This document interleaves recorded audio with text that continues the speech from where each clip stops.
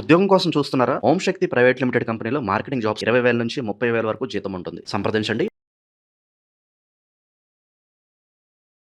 ప్రస్తుతం మనతో పాటు జ్యోతిష్య వాచస్పతి బ్రహ్మశ్రీ పోతుకొచ్చి చంద్రమౌళి శాస్త్రి గారు మనతో ఉన్నారు. గురుగారితో మాట్లాడేద్దాం.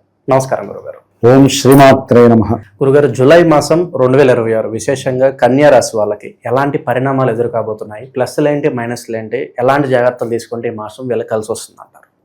చాలా చక్కటి విషయం స్వామి. ఎందుకంటే మనకి ఉన్నటువంటి రాశుల్లో కన్యా రాశి వారికి ఈ జూలై మాసము అత్యద్భుతమైన మాసంగా మనం చెప్పుకోవాలి. ఎందుకంటే గురువు గారు అని మీరు అడిగితే, లాభస్థానం అనేటటువంటిది ఎవరి జన్మ జాతకంలోనైనా సరే, ఎవరి జన్మ రాశిలోనైనా సరే విశేషమైనటువంటి ప్రాముఖ్యతని కలిగి ఉంటుంది. మరి ఈ కన్యా రాశి వారికి లాభస్థానం ఏంటి? కర్కాటక రాశి, అంటే మోబుల్ సైన్. ఆ రాశిలో గురు మహానుభావుడు వచ్చి కూర్చున్నాడు. శుక్రుడు 4వ తారీఖు వరకు ఉంటాడు, ఆయన కూర్చున్నట్టే లెక్క. ఆయన వెళ్ళిపోతాడు, ఆయన 12లోకి వస్తాడు. తర్వాత బుధుడు 7వ తారీఖు వరకు వచ్చి లాభంలో కూర్చుంటాడు. అంటే ఈ కన్యా రాశి వారి యొక్క జ్ఞానము కానీ తెలివితేటలు కానీ ఏ విధంగా రన్నింగ్ అవుతాయంటే, ఎవరైతే నేను ఈ పని చేయాలనుకున్నారో వారు ఆలోచించే లోపల వెళ్ళి చేసేసేయటం, దాని ఫలితాలు అనుభవించేయటం, అంతటి గొప్ప యోగ కాలం నడుస్తుంది అని చెప్పుకోవాలి. ఎందుకంటే సార్, మనకి దాదాపుగా కన్యా రాశి వారికి జూలై 15వ తేదీ వరకు కూడా మిథున రాశిలో కర్మస్థానంలో దశమ స్థానంలో సూర్య భగవానుడు ఉండటం, 7వ తారీఖు వరకు జూలై 7 వరకు బుధుడు అంటే వీరి యొక్క రాస్యాధిపతి కర్మస్థానాధిపతి కలిసి ఉండటం వలన పూర్వజన్మంలో చేసుకున్నటువంటి కర్మల దోషాలు పోవటం, ఉద్యోగ వ్యవస్థల్లో ఎవరైతే ఇబ్బందులు పడ్డారో, ఇప్పటి వరకు ఉద్యోగాలు లేక ఇబ్బందులు పడుతున్నారో వారందరికీ కూడా ఇంటర్వ్యూల్లో సఫలీకృతం జరిగి మంచి ఉద్యోగ పదవీ బాధ్యతలు కలగటం, బంధువులతో తిరస్కారం పొంది అవమానం పడి ఎవరైతే దీర్ఘకాలికంగా బంధువులకి దూరంగా ఉన్నారో, తండ్రి తరపు కావచ్చు తల్లి తరపు కావచ్చు, ఆ బంధువులందరూ కూడా వీరికి ఫోన్లు చేయటము, ఏదో సందర్భం వచ్చి వారందరూ కలవటము, ఈ విధమైనటువంటి అనుకూలతలు కలగటం, వీరు ఉద్యోగంలో ఏదైనా ఇబ్బందులు పడుతుంటే వీరికున్న తెలివితేటలు, వీరంతకుముందు ఎవరికైనా సహాయం చేసి ఉంటారు కదా, ఒక తండ్రి భావంతోనో లేదా బంధుభావంతోనో వారికి సహాయం చేసి ఉంటారు. వాళ్ళు అసలైన సమయంలో వీరికి ఉద్యోగంలో కానీ వీరు చేసే వృత్తిలో కానీ వ్యాపారంలో కానీ వారు చెప్పే మాట, ఆయన ఈ పెట్టుబడి పెట్టమాకు, ఇప్పుడు కాలం బాలేదని చెప్పారనుకో, వీడు పెట్టేవాడు ఆగిపోతాడు చూసారా, వెంటనే వాడికి అది లక్షల్లో కోట్లలో లాభం. అంటే వాడి వలన వీళ్ళు లాభపడ్డట్టేగా. వీడెప్పుడో చేసిన ఆ సహాయానికి ఇప్పుడు అతని యొక్క మాట చాలా ఉపయోగపడుతుంది. కమ్యూనికేషన్ కూడా అండి వీరు చేసే వృత్తి వ్యాపార ఉద్యోగాదుల్లో ఒక స్టేజ్కి వెళ్ళిపోతుంది, అంటే ఇంటర్నేషనల్ స్థాయికి వెళ్ళిపోతుంది. చాలా సౌఖ్యమైనటువంటి పరిస్థితి ఈ రవి బుధుల యొక్క కలయిక. తర్వాత బుధుడు ఈ 7వ తారీఖు జూలై 7న లాభంలోకి వస్తాడు, అంటే గురుడితో కలుస్తాడు. తర్వాత రవి వచ్చి కలుస్తాడు, ఏది 15వ తేదీ తర్వాత. ఇక్కడ లాభంలో రవి గురుడు. సరే, బుధుడు మళ్ళీ వక్రీస్తాడండి, ఆయన వెనక్కి వెళ్ళిపోతాడు మిథున రాశిలోకి. కాబట్టి అది పెద్ద ఇది లేదు, ఆయన అటు ఇటు ఉంటాడు కాబట్టి ఆయన ఫలితాలను మనం వేరే వేయలేం. ఎందుకంటే ఆయన గోడ మీద పిల్లి లాంటి వాడు. శత్రువుతో కలిస్తే శత్రువు ఇచ్చే ఫలితాలు ఇస్తాడు, మిత్రుడితో కలిస్తే మిత్రుడు ఇచ్చే ఫలితాలు ఇస్తాడు. కాబట్టి ఆయన పక్కన పెడితే కన్యా రాశి వారికి ముఖ్యంగా జీవితం అంతా దేని మీద ఆధారపడి ఉంటే, అంటే సేల్స్లో కానివ్వండి, పర్చేజింగ్లో కానివ్వండి, ఏదైనా ఒక వస్తువుని అమ్మడాలన్నా లేకపోతే ఎవరితో అయినా సంభాషించాలన్నా, ఉద్యోగంలో కానివ్వండి, బంధుమిత్రాలతో స్నేహపూర్వకంగా ఉండాలన్నా, ఏ కమ్యూనికేషన్ నడిపించాలన్నా కన్యా రాశి వారికి ఇది అత్యుత్తమైన కాలం. ఎందుకన్నా అంటే రవి గురులు కలిసి లాభంలో ఉన్నారు అంటే వీరికి అంతకుముందు ఎవరైతే ఉద్యోగాదుల్లో కొంతమందిని తీసేసి ఉంటారు, అంటే మాకు అవసరం లేదనో, ఇప్పుడు ఏదో ఆర్టిఫిషియల్ ఇంటెలిజెన్స్లు వచ్చినాయి కదా, దానివల్ల లే ఆఫ్లు జరిగి కొన్ని నెలల బట్టి ఇబ్బంది పడుతున్నారు, 4 నెలల బట్టి. వాళ్ళకి ఏదో రకంగా ఫోన్ వస్తుంది, ఫోన్ వచ్చి మీరు వచ్చి కాస్త మాకు వచ్చేసేయండి అని కొంతమందికి అంటారు. కొంతమందికి ఇదే వ్యవస్థలో వ్యాపారంలో మీరు 10 రూపాయలు పెట్టుబడి పెట్టండి, 11 రూపాయలు లేదా 20 రూపాయలు వస్తాయని చెప్పి ఎవరో ఒకరు పిలిచల్లా వాళ్ళకి వ్యాపారంలో లాభ అవకాశాలు ఇస్తారు. ఇట్లా మల్టిపుల్గా రవి మరియు గురుడు కలవటం, బుధుడు కొంతకాలం అక్కడే ఉంటాడు కాబట్టి వీరు వెంటనే ఆలోచించకుండా ఆ వచ్చిన అవకాశాలన్నీ కూడా లాభంగా మార్చేసుకుంటారు. ఎందుకంటే అండి వీళ్ళకి ఆల్రెడీ సప్తమంలో ఉన్నటువంటి శని ప్రతి విషయంలో, ముఖ్యంగా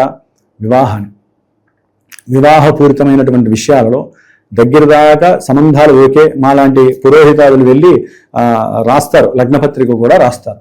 లగ్నపత్రిక రాసి ముహూర్తం పెట్టారు, ముహూర్తం పెట్టంగానే సరే అయిపోతుంది కదా అని అనుకుంటారు, ఎందుకంటే లాభంలో శుభగ్రహాలు ఉన్నాయి. శని భగవానుడేమో బుధ నక్షత్రంలో వీరి నక్షత్రంలో ఉంటాడు 27వ తారీఖు వరకు. ఏది ఈ నెల మొత్తము వీరి నక్షత్రంలో ఉండి వివాహం అవుతుంది అనుకున్న సందర్భంలో కుటుంబంలో తెలియనటువంటి అగాధాలు, కుటుంబాలలో అసలు ఎందుకు ఇలా జరిగింది, అంత చక్కగానే జరిగింది కదా, కట్నకానుకదులు, అట్లాగే వాళ్ళకి ఎంత పెడతాము వీళ్ళకి ఎంత పెడతాము అన్నీ మాట్లాడుకున్నారు, చక్కగా మంచి లగ్జరీగా లగ్నపత్రిక రాసుకున్నారు. మరి పెళ్ళి అయిపోవాలి కదా అనుకునే లోపల ఈ సమస్య ఎందుకు వచ్చిందంటే సప్తమంలో ఉన్నటువంటి శని దాన్ని ప్రొలాంగన చేస్తాడు. వాళ్ళు ఏమంటారంటే లేదా కొంతమంది విదేశాల నుంచి రావాలనుకుంటారు, వాళ్ళు వస్తేనే కదా పెళ్ళి అయ్యేది, స్త్రీ కానీ పురుషుడు కానీ.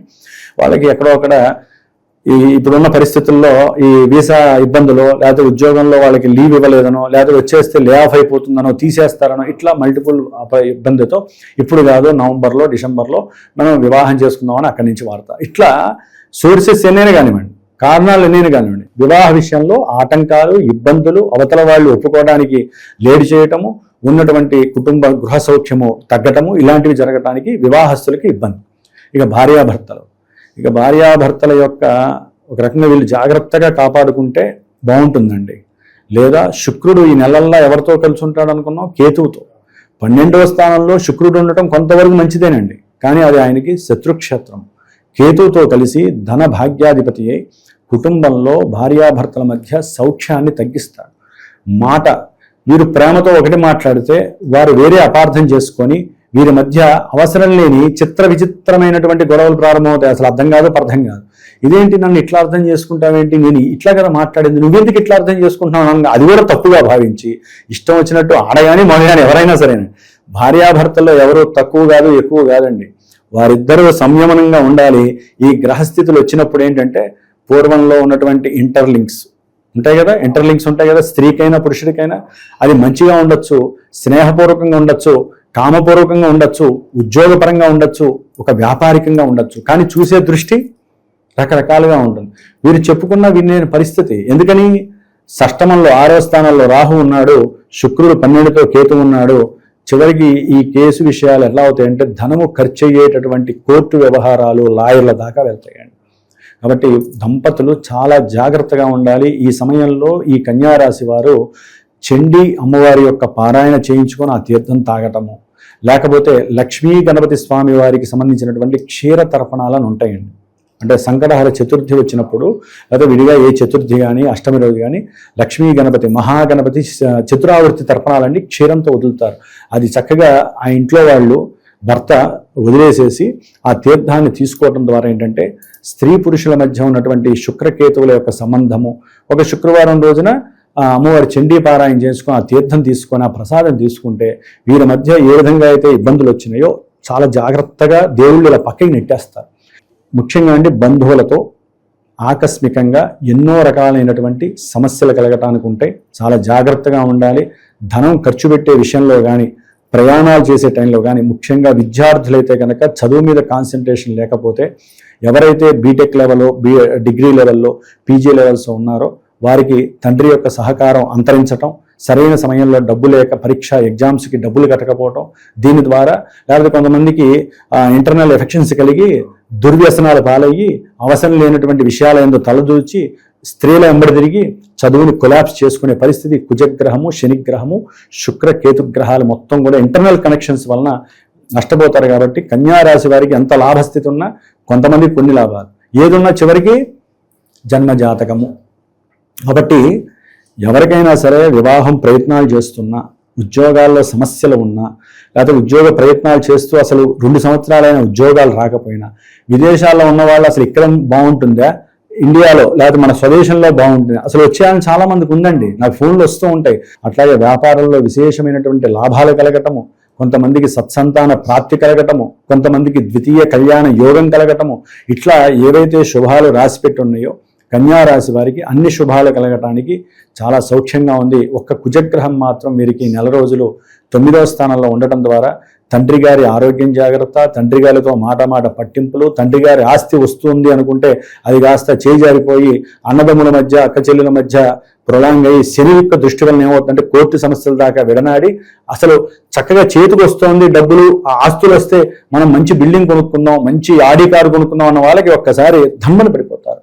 ఎందుకని కుజుడు 9లో ఉండటం, శని చూడటం వలన వీరికి పిత్రార్జితము మాత్రార్జితం రాక ఈ కుజుడు మళ్ళీ శుక్రుణ్ణి కేతువుని చూడటం ద్వారా ఇంటర్నల్గా ఎన్ని సమస్యలు అన్ని సమస్యలు అనుభవిస్తారు. గ్రహాలు దేవుడు సృష్టించారండి. గ్రహాలు ఇచ్చే ఫలితాలను కూడా వాళ్ళు అడ్డుకోలేరు. కానీ మనం దైవాన్ని ఎంత ఆరాధిస్తే ఈ గ్రహాలని పక్కకి నెట్టే శక్తి వాళ్ళకే ఉంది, మనకి లేదండి. మనం ఓన్లీ పావులమే గ్రహాల చేతుల్లో, రిమోట్ వాళ్ళ చేతుల్లోనే ఉంది. వాళ్ళ రిమోట్ ఎవరి దగ్గర ఉంది? నక్షత్రాలకు ఉంది. కాబట్టి ప్రతిదీ కూడా అంతరిక్షంలో ఉన్నటువంటి గ్రహాలు నక్షత్రాలే తప్ప మన పోటుతనం ఏం లేదు ఇక్కడ. మనం ఏమనుకుంటా అంటే మనకు డబ్బు ఉంది, లేకపోతే మనకు అవి ఉన్నాయి, ఇది ఉండాలి, ఇది ఉండాలి. ఈ రెండు ఉంటేనే మనసుకు టచ్ అవుతుంది. కాబట్టి ఈ కన్యా రాశి వారికి ఏంటంటే ఉద్యోగ సంబంధిత విషయాలలో చక్కటి లాభాలు, ప్రమోషన్స్ అయితే విపరీతంగా వచ్చే వాళ్ళల్లో ఉన్నాయండి. వ్యాపారంలో విపరీతమైన లాభాలు వచ్చి గృహాలు, వాహనాలు, విశేషమైనటువంటి సౌఖ్యాలు, మాతృ సంపద కలిసి రావటము. మళ్ళీ తిరిగి వస్తే ఎవరేమనుకుంటారో అని చెప్పి చాలా మంది అప్పులు చేసిన అక్కడే ఉండిపోతున్నారు. వద్దండి, నేను ఇది ఒక చిన్న సలహా ఇస్తానండి. ఎందుకంటే ఎవరో ఏదో మనకి డబ్బులు పెట్టలేదండి. ప్రతిదీ మన ఇంట్లో వాళ్ళే తాకట్లు పెట్టారో అప్పు చేశారో వాళ్ళే ఇస్తున్నారు. మహా అయితే ఎన్ని రోజులు పొడుస్తారండి? అసలు కలవకపోతే ఎవరు పొడవరు. నేను అనేది ఏంటంటే చదువుకున్న వాళ్ళు ఒక్కొక్క రోజు ఒక్కొక్క రూపాయితో సమానం. 1,00,000 రూపాయలని నేను అన్ను, ఒక్క రూపాయి. చదువుకున్న వాడికి ఏంటంటే ఎప్పుడెప్పుడు సంపాదిద్దామా. ఇప్పుడు పెళ్లి చేసుకున్న వాడికి కాపురం చేయాలని ఎలా ఉంటుంది? మరి చదువుకున్న వాడికి ఉద్యోగం రావాలని ఉండదా? డిస్టెన్స్ పెరిగే కొద్ది ఏమవుతుందండి? అక్కడ ఉద్యోగం రాదు, ఇక్కడ ఉద్యోగం రాదు. వాడి జీవితం ఎంత చదువుకొని అప్పులమై జీవితాంతం అప్పులు కట్టుకుంటూ ఉంటారు. కాబట్టి ఇక్కడ సరైనటువంటి బుద్ధిని, సంశయాత్మకంగా లేకుండా ఏది చేస్తే కరెక్ట్ అనేటటువంటి ఆలోచించే దీక్షని, చైతన్యాన్ని పట్టుకోవాలి.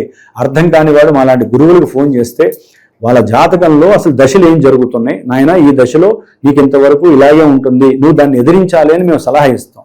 ఇంకా బాగాలేదు, ఓకే ఈ గ్రహానికి జపం చేసుకున్నాయన, ఇలా ఈ విధంగా హోమం చేసుకో, నీకు శుభం జరుగుతుంది. మనకి గ్రహాలతో పాటుగా జ్యోతిష్యంతో పాటుగా పరిహారం, జ్యోతిష్యము పరిహారము ఈ రెండు సమోజ్జితం ఉంటాయండి. జ్యోతిష్యం వినేసి ఈ చెవితో విని చెవితో వదిలేస్తే, పరిహారం ఆచరించకపోతే గ్రహాలు అనుకుంటాయి, ఏరానైనా నా గురించి తెలుసుకున్నావు, నాకు శాంతి చేయవా? ఇంటికి పిలిచారండి బంధువుల్ని, అన్నం పెట్టకుండా, టీ ఇవ్వకుండా, కాఫీ ఇవ్వకుండా ఇంత పెట్టకపోతే వాడు వచ్చి నవ్వుతూ బయటికి వెళ్ళి చెప్పులు వేసుకునే దగ్గర నుంచి మూతులు విరుస్తారు. మెట్లు దిగి కిందకి కారెక్కి కూర్చొని ఈ మా అతను దానికి ఇలా కొంపకి రావాలా అనుకోరా? గ్రహాలు కూడా అరే నా గురించి ఇంత విన్నారు కదరా, నేను శనిరా, నేను కుజుణ్ణి, నా గురించి విన్నారు, మీకు ఏ సమస్యలు వస్తున్నాయో నా వల్లనే తెలిసినాయి, నాకు ఇంత నీళ్లతో మంత్రాలతో బ్రాహ్మడి చేత తర్పణాలు వదిలించంటారా అని అవి బాధపడతాయట. అందుకనే మీరు జాతకాన్ని టచ్ చేస్తే పరిహారం ఆచరించడానికి సిద్ధమైతేనే టచ్ చేయండి. లేకపోతే ప్రతిరోజు వెళ్ళి డాక్టర్ నేను జ్యోతిష్కుడిని కలవమండి. కాబట్టి జ్యోతిష్యుడిని కలవాలి అంటే ముందు దానికి తగ్గ వెయిటేజ్ ఇబ్బంది మీకు ఉండాలి. కాలక్షేపానికో, మన జ్యోతిష్య శాస్త్రాన్ని అవమానించడానికో, గురువుల్ని పరీక్షించడానికో గనక ఈ యొక్క శాస్త్రాన్ని గనక మీరు అవహేళన చేశారో 9 గ్రహాలు నవనాడులను మూసేస్తాయి. అది మాత్రం మా గురువు గారు చెప్పారండి. అది గురుగారు, మరి విశేషంగా ఈ రాశి వాళ్ళు ఎలాంటి పరిహారాలు చేసుకోవాలంటారు?